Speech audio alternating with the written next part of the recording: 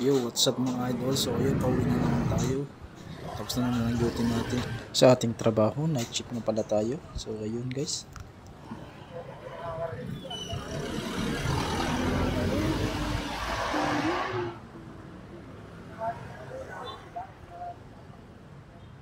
So yun mga idol, may sinitar yung enforcer, dalawang riders nasa intersection. So yun, pinapatras niya.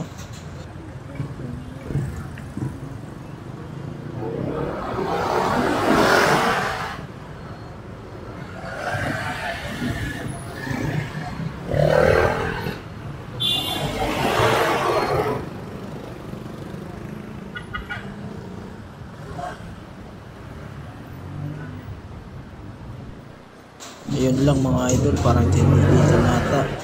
Wawa naman, pwede naman patrasin na lang eh. Imigrasyon di.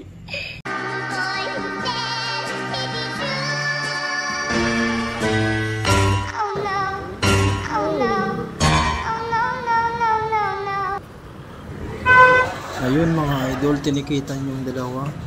Nakapesto kasi sila sa intersection. Kala ko papaatrasin lang. Yun pala, tinikitan na.